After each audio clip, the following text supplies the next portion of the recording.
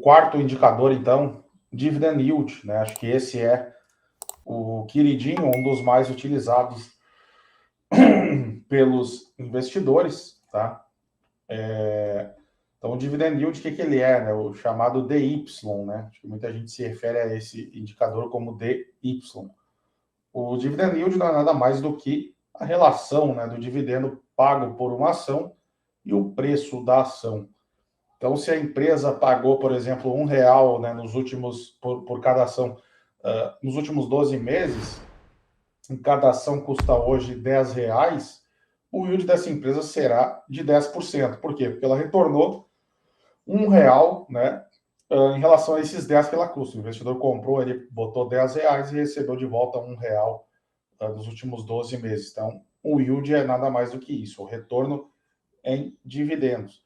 Então, dividend yields mais elevados, né, eles podem indicar que um ativo está descontado, já que a ação pode estar em queda, né, enquanto a empresa segue lucrativa. Então, quando a cotação cai e o lucro da empresa se mantém ou até cresce, ou ele cai numa proporção menor do que a cotação, o yield sobe, né? Então, aquela ação, aquele ativo fica mais barato. Isso funciona também com fundo imobiliário, né? Fundo imobiliário, quando cai, mas a renda, né? Mas a renda ali paga, o dividendo pago pelo fundo, ele se mantém ou até cresce, o yield, ele sobe, né? Então, é mais ou menos isso. É importante sempre avaliar, porém, né, que se o dividend yield não está inflado por eventos não recorrentes, e alguns exemplos, né? Venda de ativos, ganhou alguma causa na justiça, fez uma distribuição muito outlier, né? Não recorrente, enfim, existem vários fatores que podem inflar esse dividendo. O ideal é que o investidor faça o ajuste aqui, né? Ou seja,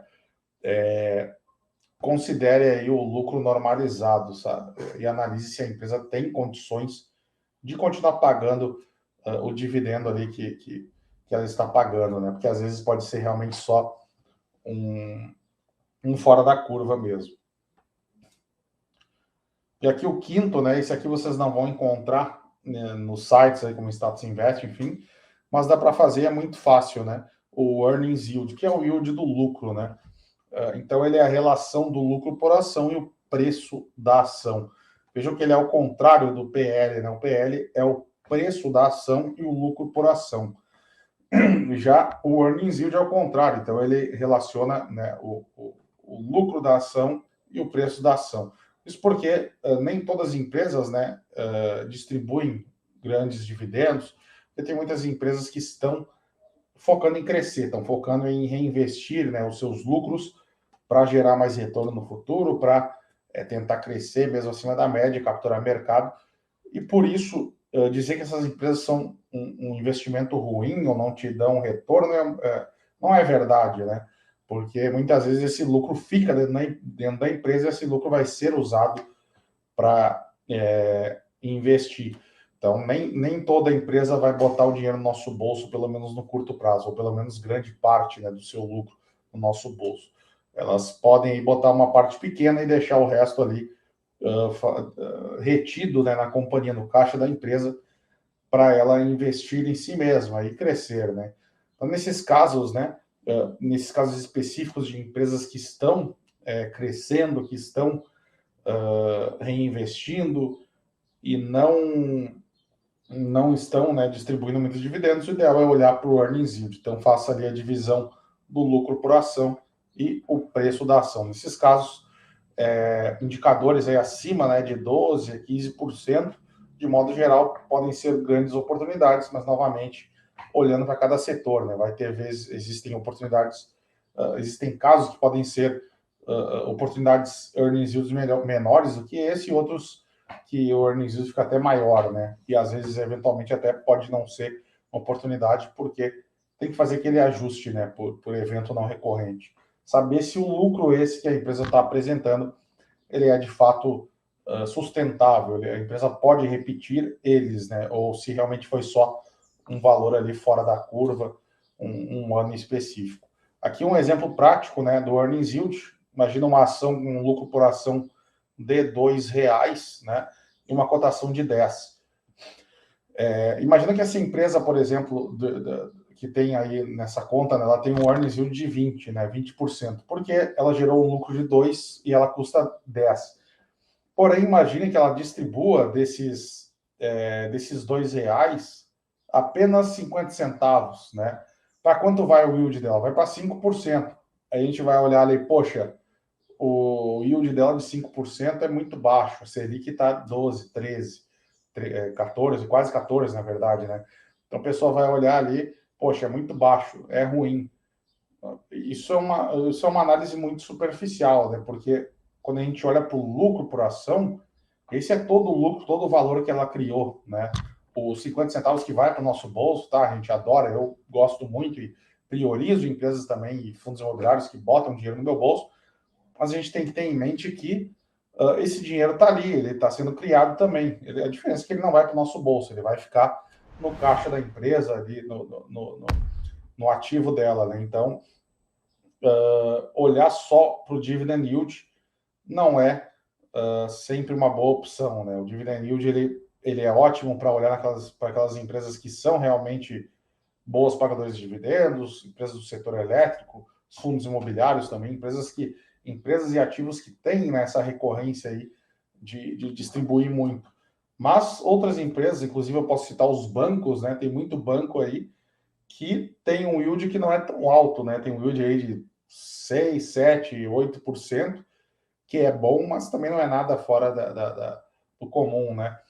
Nada de extraordinário. Mas quando a gente olha para o earnings yield desses ativos, às vezes, né, esses bancos, a gente chega aí a mais de 15, mais de 16, às vezes perto de 20%. Então, tu vai dizer que é um negócio ruim, né? Comprar um banco com um yield de 6, 7, mas na verdade ele está te gerando um retorno ali de 20, né? De 15, de 20. Então, e mais o potencial de crescimento, né? Porque esse valor ali que está retido, ele vai crescer, fazer a cotação também se valorizar ao longo do tempo. Então, a análise mais completa ela tem que ser 360, né? E onde buscar esses indicadores, né? Aqui eu dou um exemplo rápido, né? No Status Invest, acho que é o meu site favorito aqui para analisar. Quem já acompanha aqui minhas lives, né, há mais tempo, sabe que eu já trouxe aqui várias vezes o Status Invest para a gente simular, né, para a gente fazer aqui algumas simulações, análises, né, e acompanhar indicadores.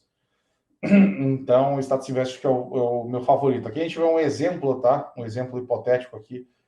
Hipotético não, porque existe mesmo, mas eu digo é só um exemplo, não é recomendação de nada, do Banco do Brasil, né? Um dividend yield aqui de 9,44, preço-lucro de 4,63, preço sobre valor patrimonial de 0,72, né? E aqui um LPA de 8,22. Olha só que interessante quando a gente faz na prática aqui, né? O PL do Banco do Brasil é 4,63 e o dividend yield é 9,44, tá? E qual é o earnings yield? Não, a gente não vê aqui earnings yield, a gente simplesmente pega esse LPA 8,22, divide aí, divide pelo preço da ação hoje, né? O preço da ação até não coloquei aqui, mas o Banco do Brasil está hoje em R$ 38 mais ou menos. Então a gente chega num earnings yield de 21,63, né? Então o Banco do Brasil ele retorna, né, para cada investidor ali 21,63, né, por cento ao ano com base no seu lucro, que é um retorno extraordinário. E o yield dele está em 9,44, ou seja, o yield está bem inferior, né, a esse earnings yield. Mais uma vez comprovando ali o que a gente falou, que o yield ele acaba não capturando tudo isso, né? Que é sempre bom olhar de forma mais ampla. E então, algumas considerações finais e importantes, né? Indicadores, como o próprio nome mostra, eles apenas indicam, né? Eles servem para auxiliar numa análise, não pode ser usado isoladamente, né? Não recomendo. Precisam ser avaliados no conjunto, né? Dentro de cada contexto.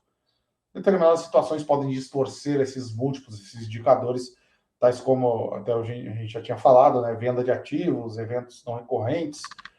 Então é importante corrigir essas distorções e avaliar então esses indicadores por dados normalizados, né? Então considerar, por exemplo, média histórica de lucros, média histórica de margens, ou lucros em momentos que são normais, né, sem grandes eventos atípicos, né, que distorçam a rentabilidade.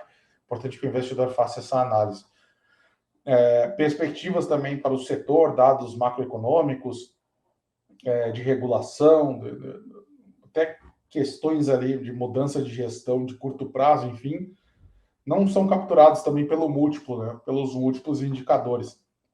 Por isso é sempre bom, é sempre importante uma análise ampla, né, uma análise de 360 graus aí, para a gente olhar tanto indicadores como a parte qualitativa, né, olhar os indicadores de rentabilidade, olhar aí gestão, também o setor, né, fazer uma análise setorial de regulação e entender mesmo o segmento.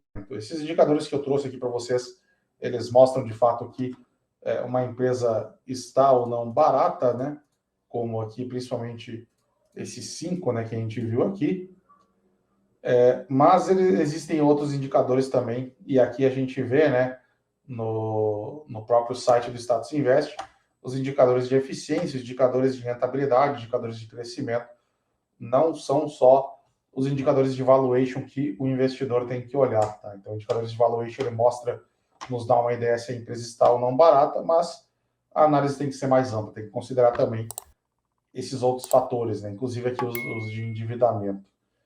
Beleza?